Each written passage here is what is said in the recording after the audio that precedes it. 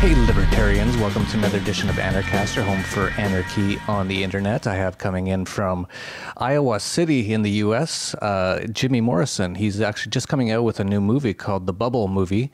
It's got a ton of great people in it, including a number of past Anarchast guests, including Doug Casey and Bob Murphy. And I believe the entire film was based off of the book Meltdown by Tom Woods, a prior Anarchast guest. And then there's a lot of other great people on there too, even though some of them might not be complete anarchists yet, unfortunately, but people like Peter Schiff, Mark Faber, Jim Rogers, all kinds of incredible people. Ron Paul, who is, I think, an anarchist, is on there as well. So he's got a great movie coming out, and let's just show a clip of it right now before we get started.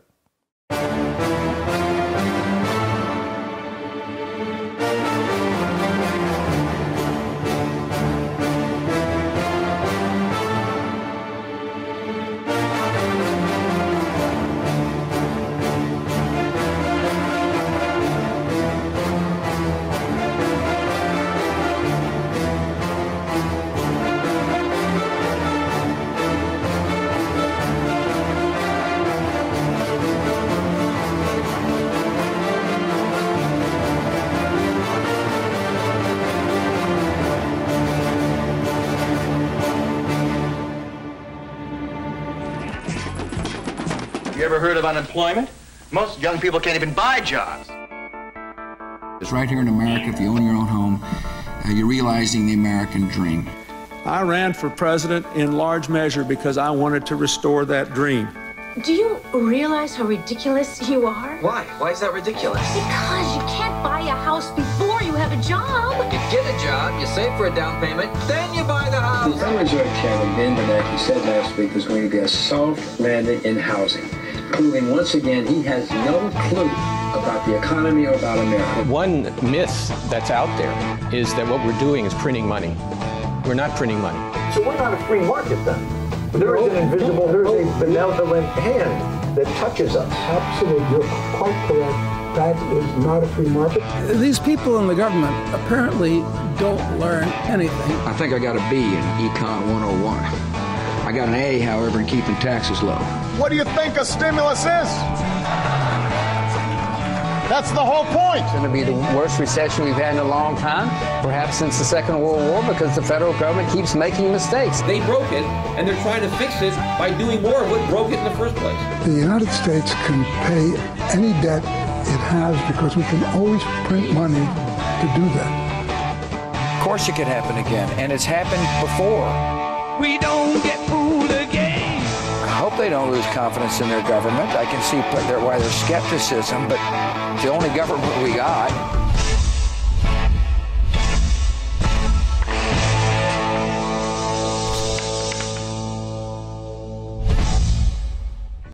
So as you can see, really interesting, really good stuff, very timely stuff, as I think we're coming up on the next bubble here this year, later this year, and he's going around the U.S. doing screenings of the movie right now, and very interesting background. He lobbied for medical marijuana in Iowa, I believe, and he also worked with Gary Johnson on his presidential campaign. I don't know if that was before or after he became an anarchist, but let's ask him. So it's Jimmy Morrison. So how did you become an anarchist?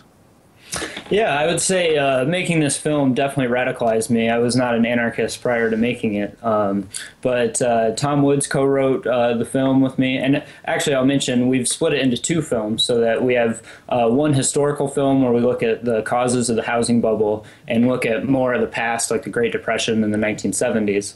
And then the second film looks at everything they did with the bailouts and leading up to today, and really shows that all they've done is delayed the inevitable and created an even bigger bubble. So, but I think that as far as the,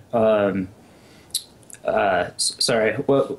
Can you put me back on track? How did you become an anarchist? Yeah. As far as becoming an anarchist, I think that was more than just an economics thing. The film radicalized me as far as economics, but the thing that really radicalized me against the state as far as becoming an anarchist is I was mugged, for one thing, and then a week later I had an encounter with a police officer where he was essentially doing the same thing. And when I was mugged, they took my shoes and my socks, and they really took my power away from me. And then a week later, the cop was doing the exact same thing, and he had no right to search me. He just came up to me on on the street. It was late, there were curfew laws, and he just assumed I was underage when I wasn't.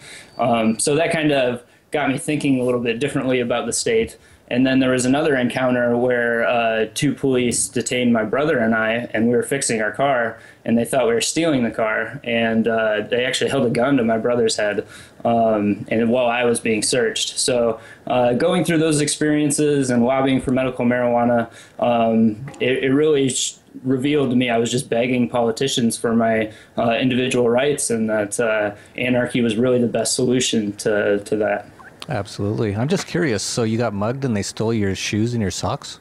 Yeah, they were just messing with me. But they actually, somebody came up from behind me and held me down while the other guy beat the crap out of me. And then they took my wallet and my phone and stuff. And what it was I was in Minneapolis, and as a medical marijuana patient, it's illegal there. There's no place to get it. And so I put myself in a situation I shouldn't have with people I didn't know, which is what you have to do in the black market. Yep. And they took advantage of it. So they were just messing with me at that point. But I would say, honestly, the encounter with the police with the gun was far more traumatic than that. Yeah, absolutely. Yeah, it's amazing, this drug war, and hopefully it's winding down now, thanks to people like you, what you've been doing to try to get at least medical marijuana, which is the exact same thing as marijuana, but they call it medical to make everyone feel better. Right. And it actually is a medicinal plant, so it's fine. But no one really ever talks about all the things caused by the war on drugs, and that includes, of course, literally hundreds of thousands or millions of people who've been in jail in the U.S. for nothing, for having a plant in their pockets. And definitely doesn't include people like you having to go into places you normally wouldn't go just because you wanted to get this medicinal herb, and getting these things happen to you. And you know, literally, there's easily millions and millions of people who have been really hurt or even killed or kidnapped or died or definitely stolen from because of this war on drugs. And now it's so funny, you know, because they're now legalizing in Colorado. It's actually completely decriminalized, from what I understand. Although the U.S. federal government, which is the most tyrannical government on earth, still sort of goes around trying to, you know, kidnap people. But and all you see is that crime's down, and obviously it's down because most of the crime wasn't crime. It was just people having plants in their pockets. Right. It's crazy. It's crazy. We got to get rid of it. We will get rid of it. Not only is crime down, but traffic accidents are down, emergency room visits are down, suicides are down, especially in the teen population in the states that have legalized. And even in Iowa, honestly, there's not a chance of it being legalized anytime soon. What I found lobbying was it literally comes down to the governor, because if he doesn't sign the bill, it doesn't happen. And they won't even talk about it as long as the governor doesn't support it. And basically, most of the people that I talked to, what they said was that they didn't want to lose support from the police unions and from basically the police vote. And the police departments depend on these grants to arrest people for drugs. 1 million people are arrested a year just for marijuana, and over 90% of those are just simple possession. So I think people don't realize how bad of a police state they're living in until they hear numbers like that. Yeah, and it just goes to show the three big groups that really don't want drugs to be legalized are the police, the government, and the cartels, or the people who are actually selling them in the black market, because that'll bring more competition in. And that should be just enough to let people know that this is crazy. Like when you have the police who, oh, please don't get rid of this law because then we won't have anything to do. It's like, good. It's crazy. You're going around busting into people's houses and flashbang grenade them because you smelled something that smelled a little funny. Right, or at least they said they smelled something. Yeah.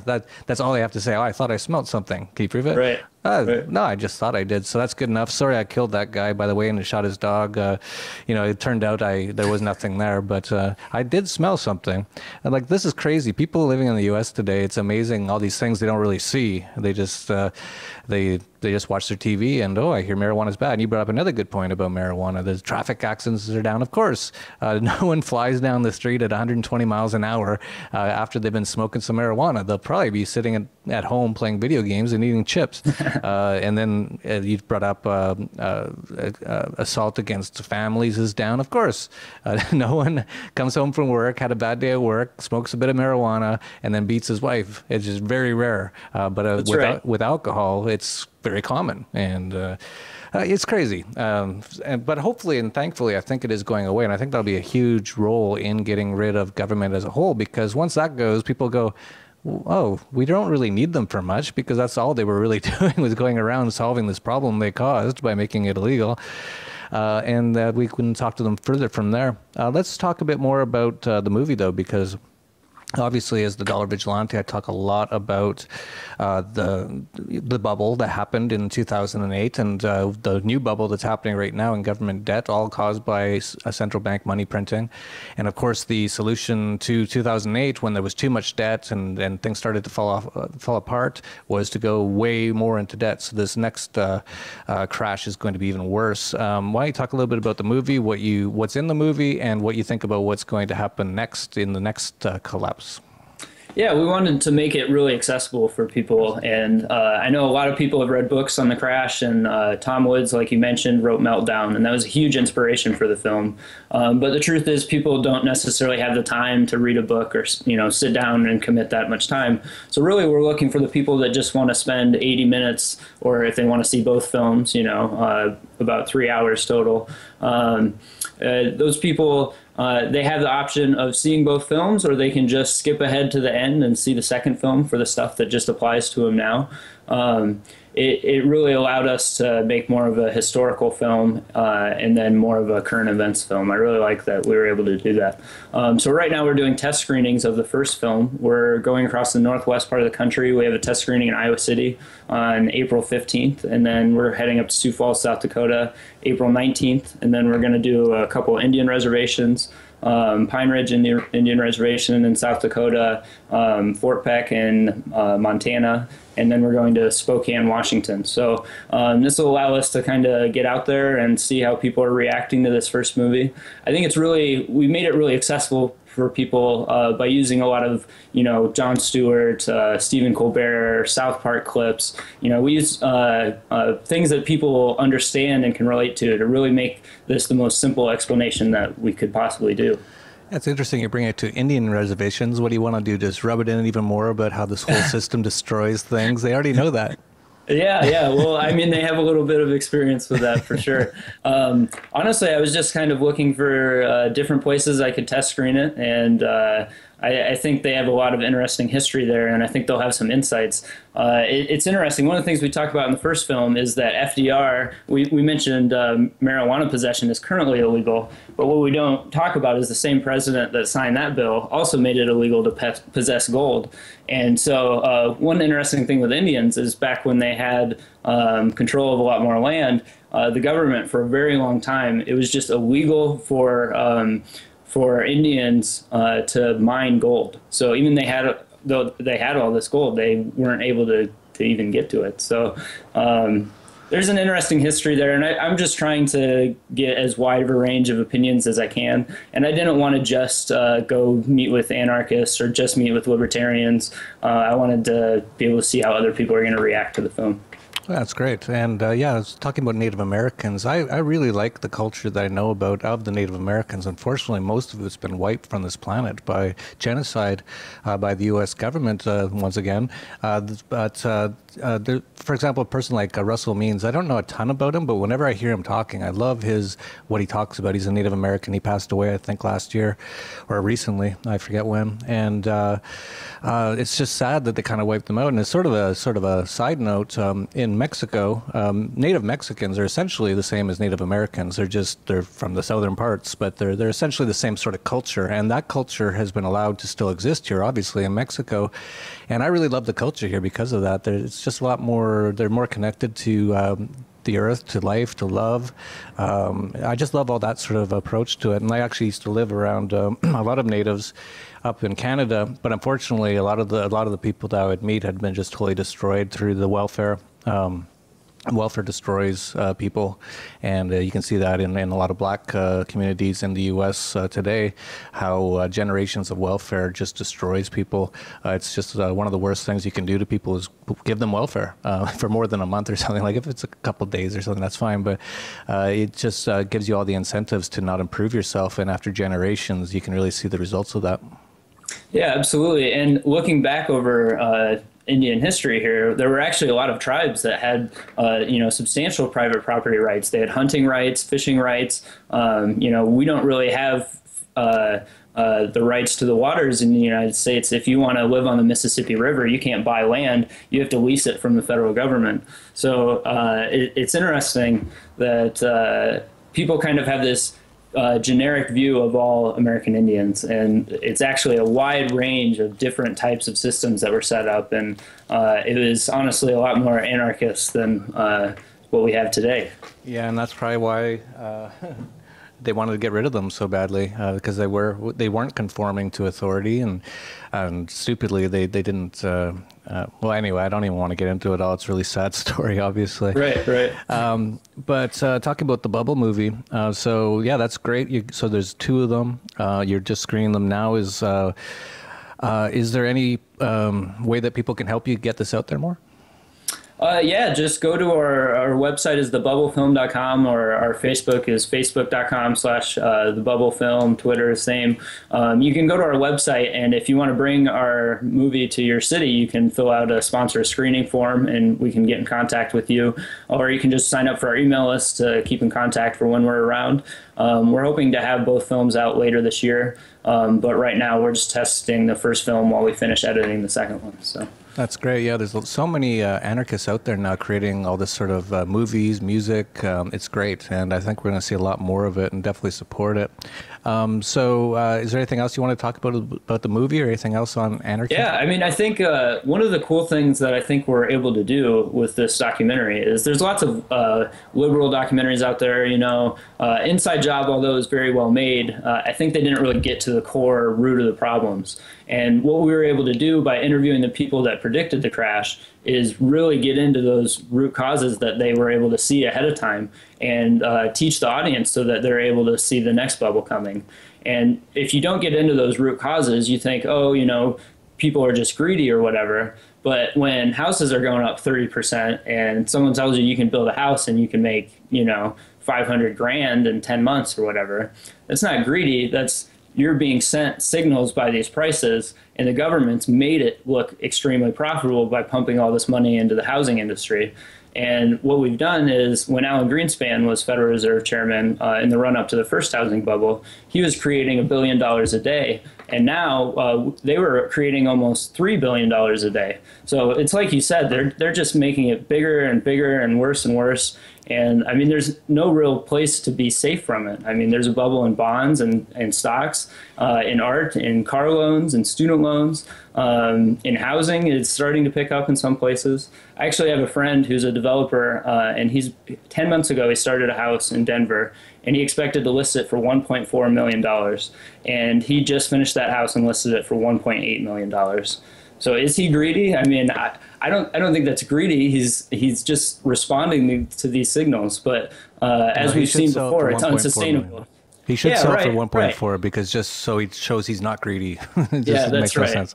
Of course, you just do whatever the market is offering, of course. And yeah, we're going through it all again. It's amazing. And if you look back at this through watching the Bubble movie, and I remember a lot of this, I was sort of watching it all at the time.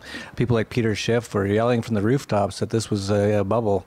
People like Jim Rogers were as well, Mark Faber, Doug Casey. And what happened, in my estimation, is that it did collapse, and all they did, and George Soros said this, or who was it said it, George Soros said that in 2008, 2009, the financial system collapsed, but all they did was print money to make it look like it didn't collapse. And that's what we're seeing now. We've just been seeing a massive amount of money printing.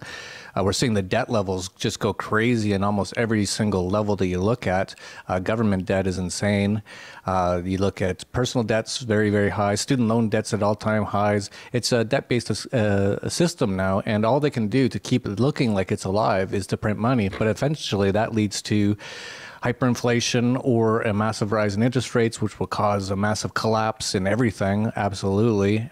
So it's going to be wild and crazy. So if you don't know about what happened in 2008, you should definitely watch these movies, and then you'll be prepared for what's going to happen next. And actually, I think you should watch these movies very quickly, in my opinion. I think we're going to see something major happening in the second part of this year. I'm not certain of it, of course. There's no way to be certain, but all of my instincts and senses are telling me that something's happening later this year. And I have never made that prediction before since the last collapse. I've not said I'm expecting something later this year. I haven't done that. This is the first time in the last few months that I've said I've got a sense that something very significant is going to start to happen later this year, and it's due to a number and countless things that I could list off. And if you go to the Dollar Vigilante, that's where I talk about all these sort of things. It's, of course, the Dollar Vigilante is surviving and prospering during and after the dollar collapse. So we talk about these bubbles and how it's going to lead to a total collapse. And so, yeah, definitely check out these movies. Why don't you let people know where they can get the movie, the website, any Facebook pages, or anything else? Yeah, like I said, it's thebubblefilm.com, facebook.com/thebubblefilm, twitter.com/thebubblefilm. Actually, if you go to thebubblefilm.com/private, I'll let your audience check out a rough cut of our trailer. You have to use the password FedSpeak, which is what Alan Greenspan described the way he would talk to Congress, meaning he would just make up words so that they had no idea what he was talking about. But I'll just end on the note that we really didn't want to make a political documentary. You know, those do exist out there, not really a pure libertarian one, but we wanted to make an economics documentary. So rather than looking at people's intentions, we looked at the effects of their policies. And like you mentioned, you can't really predict exactly when this is going to happen. All these people are saying is that these are the consequences of the actions of the Federal Reserve and of the government, and everything they're doing is just delaying the problem and creating an even bigger one for us to deal with. And it's not just the government debt that we have, it's also, like you said, the student loans. It used to be you got out of college and you started a business, or you got a job and bought a house, but people are getting out of college and it's like they already have the debt of a failed business. So they're working off that debt. They can't afford to start a business, or they can't afford to buy a house. So it's clearly something that's unsustainable in the long run, and we'll just wait and see what happens. But hopefully we can be as educated as possible and avoid what we can. Yeah, and I think you're following your own advice a little bit, because I believe you dropped out of college to start doing these movies. That's right. In 2006, I started a house painting business, dropped out of college, and the idea was to fund my film production company and the different projects I was doing. And I actually shot a mockumentary with the actor that plays the Geico caveman last year, and I had a music video last year get in the Minneapolis St. Paul Film Festival, and David Lynch actually selected it for a grant for something. But it's been fun. It's enabled me to do a lot of things that I wouldn't have been able to do otherwise. But at the same time, spending all that time training to be a house painter in 2006 and devoting a company to a house painting business right when the bubble is collapsing is not something we want to do. So that's why I set out to make the film, so we're not forced to make those mistakes and we can see them coming. Yeah, that's great. And yeah, I think it was a wise move. I think most people shouldn't be wasting their time in college right now, especially if they're training or trying to train. They don't really teach much in college from what I can tell. But especially if they're preparing for the economy that we've had over the last 20 years, so financial service industry jobs and things like that, they're not going to exist by the time they get out of college, and all they're going to have is a lot of debt. And I don't know what's going to happen to all that college debt, but it's interestingly enough, it's the only debt in the U.S. that you can't absolve during bankruptcy. So it's pretty much debt for life. And we're seeing people stupidly, obviously, coming out of college with hundreds of thousands of dollars worth of debt to get a women's studies degree. And I don't know what kind of job women's studies degree will get you, but I can't imagine it's anything but teaching women's studies. So yeah, it's crazy. And even if they get what is considered a good degree, they're still struggling to find a job, and it's rarely in the field that they studied.